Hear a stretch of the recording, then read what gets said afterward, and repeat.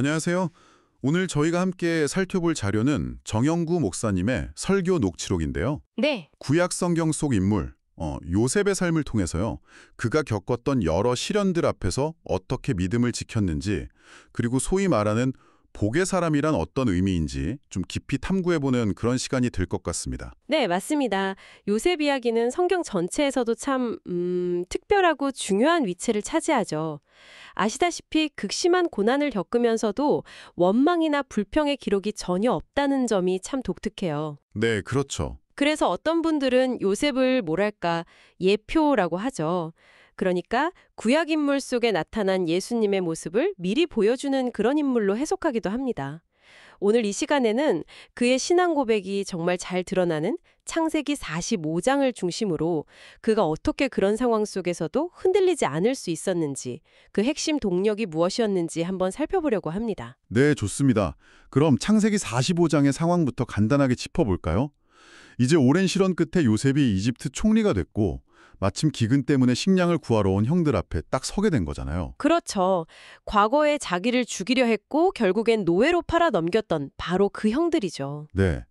요셉이 마침내 자기 정체를 딱 밝히니까 형들이 뭐 엄청난 충격과 공포에 빠졌다고 성경은 기록하고 있죠. 아, 당연한 반응이었을 겁니다. 뭐 죽은 줄 알았거나 아니면 영원히 그냥 노예로 살 줄 알았던 동생이 자기들 목숨을 좌지우지할 수 있는 총리가 돼서 나타났으니 얼마나 놀랐겠어요. 정말 상상하기 힘든 상황이네요. 네, 성경 보면 형들이 두려워서 대답조차 못했다고 하잖아요.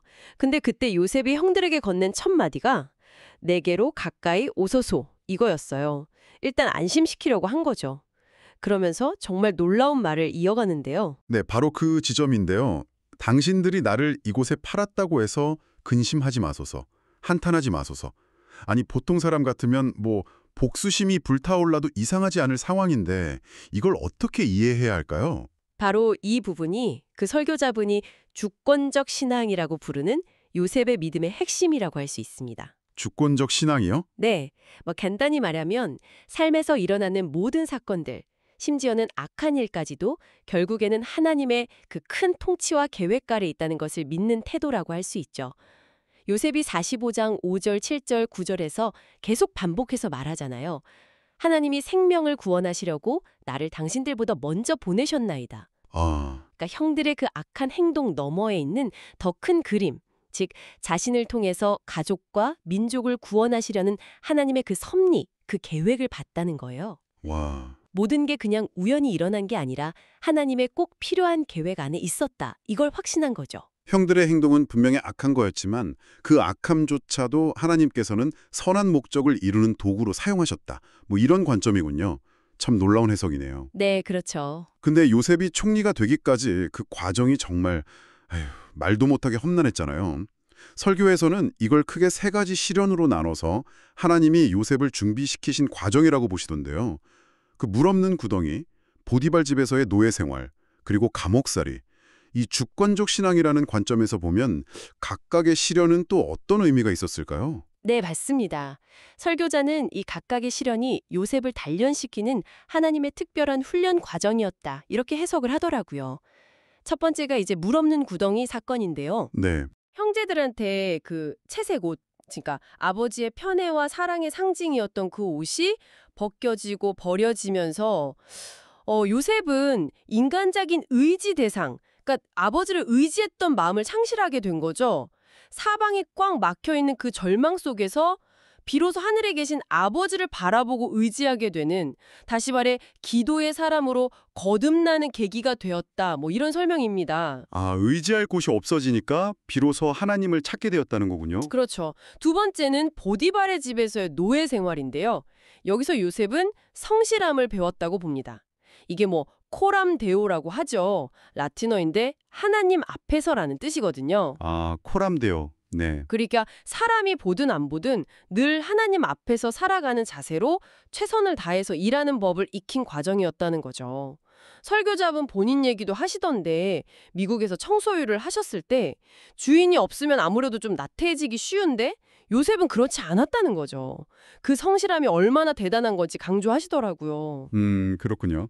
사람이 보든 안 보든 성실하기가 참 어려운데 말이죠. 세 번째는 감옥에서의 시간입니다. 여긴 정말 모든 행방이 다 차단된 것 같은 위열에까지 꽉 막힌 절대 절망의 공간이었잖아요. 네. 여기서는 하나님의 때를 잠잠히 기다리는 인내를 배웠다고 해석합니다. 시편 105편에 그런 말씀이 있거든요. 그 말씀이 응할 때까지 그의 말씀이 그를 단련하였도다.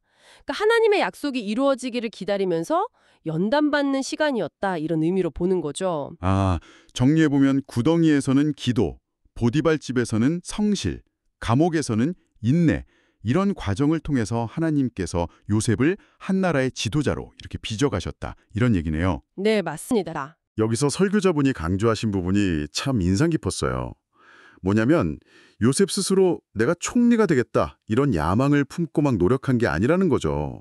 그냥 매 순간 하나님 의지하면서 주어진 자리에서 기도하고 성실하게 살고 또 인내했을 뿐인데 하나님께서 그를 높이셨다는 점. 그렇죠. 그게 중요하죠. 그리고 요셉의 역할이 단순히 그냥 개인의 성공, 여기서 끝나는 게 아니라 가족과 민족, 심지어 주변 다른 민족들까지 살리는 담 넘어 뻗은 나무가지 같은 그런 축복의 통로가 되었다는 해석이 참 큰 울림이 주었습니다. 네, 그 비유가 참 적절하죠. 그런데요, 뭐 요셉처럼 이렇게 이상적으로 반응하면 좋겠지만 현실에서는 시련 앞에서 하나님의 뜻을 좀 오해하거나 잘못 적용하는 경우도 많지 않겠습니까? 아, 그럼요. 많죠. 설교에서도 이 부분을 딱 짚어주시는데 야셉이랑 이셉이라는 가상의 인물을 설정하신 게 참 재밌으면서도 되게 날카로웠어요. 네, 그렇죠.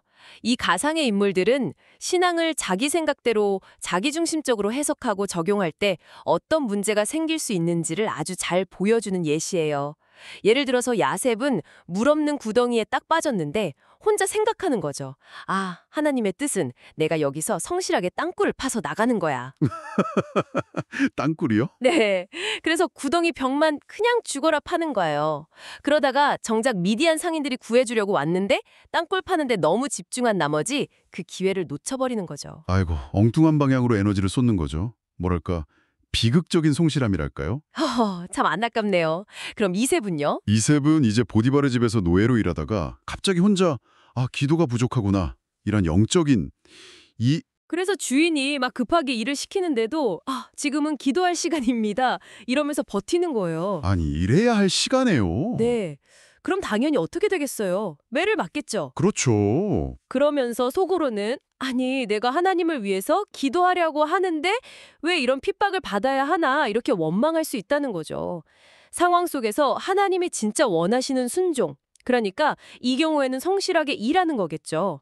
그걸 외면하고 자기 생각에 옳은 신앙 행위에만 집착할 때 나타날 수 있는 위험성. 이걸 경고하는 겁니다. 아, 듣고 보니까 이런 모습들이 정말 신앙의 망상으로 이어질 수 있겠다 하는 그 설교자분의 지적이 상당히 설득력 있게 들리네요.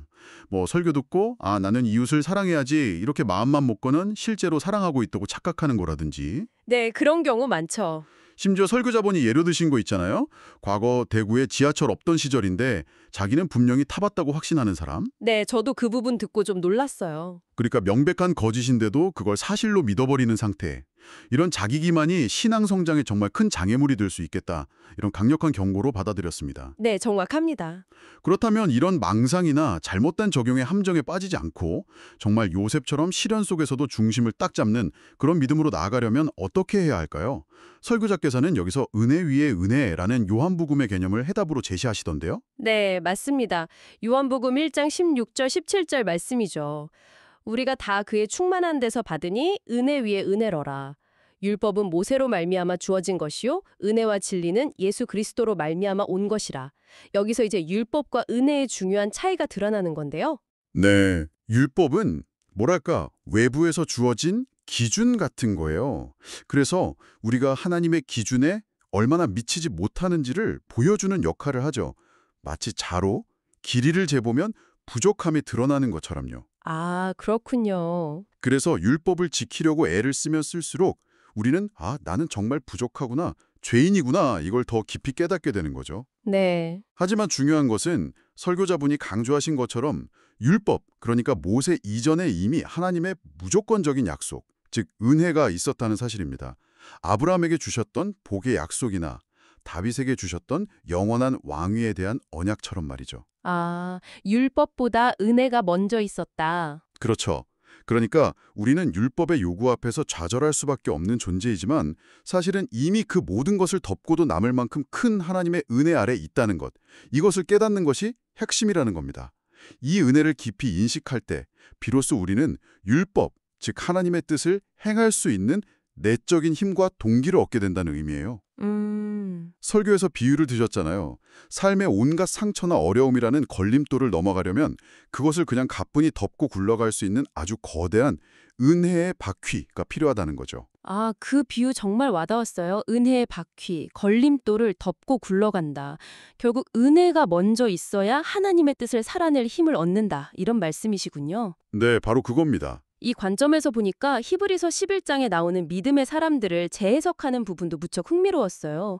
예를 들어 사라는 아들을 낳을 거라는 약속에 속으로 비웃었잖아요. 창세기 보면. 네, 그랬죠. 그리고 모세는 사람을 죽이고 두려워서 도망쳤고요. 근데 히브리서에서는 이들의 행동이 다 믿음으로 기록되어 있다는 거죠. 왜 이렇게 다를까요? 왜 그럴까? 설교자분은 그 이유를 예수 그리스도의 오심, 그리고 그분의 십자가 공로 때문이라고 설명하세요.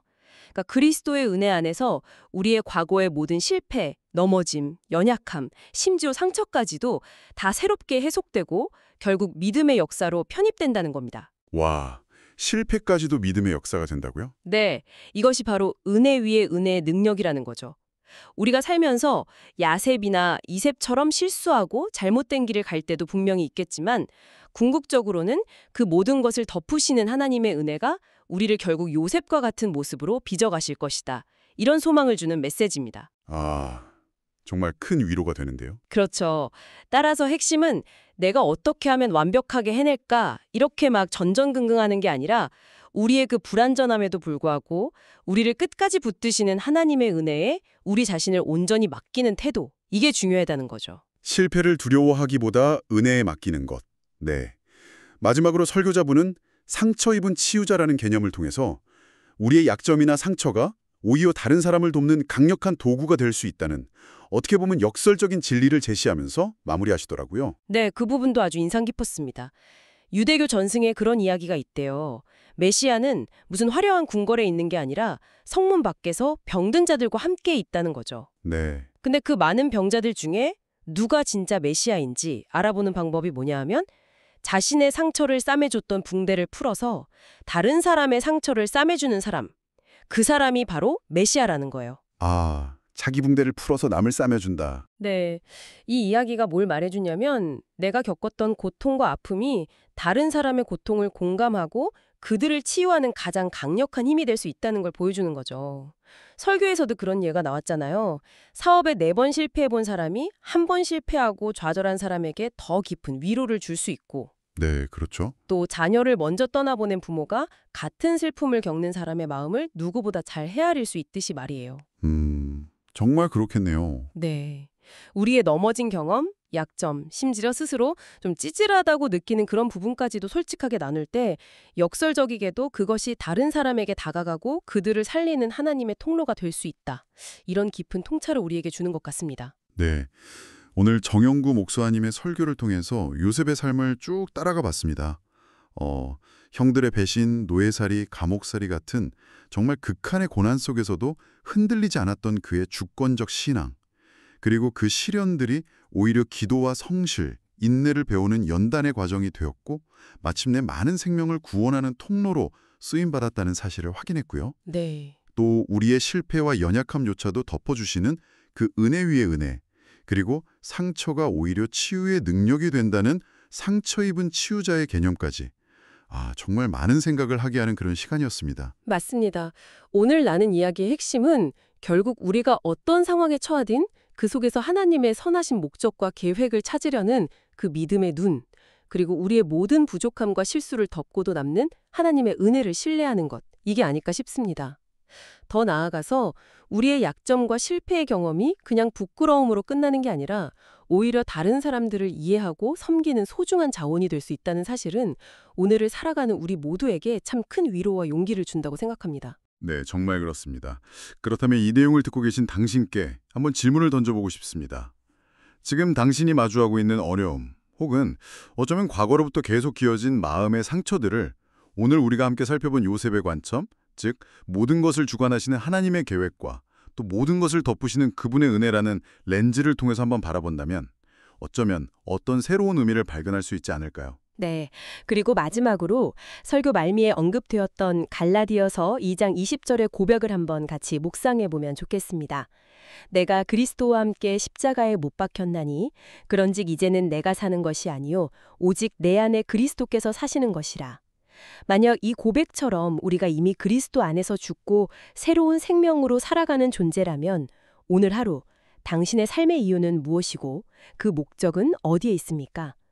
당신에게 주어진 고유한 사명은 무엇이고 또 그것을 어떻게 감당하며 살아가고 계신가요? 이 질문들을 오늘 하루 좀 가슴에 품고 곱씹어 보는 시간을 가져보시기를 제안해 봅니다.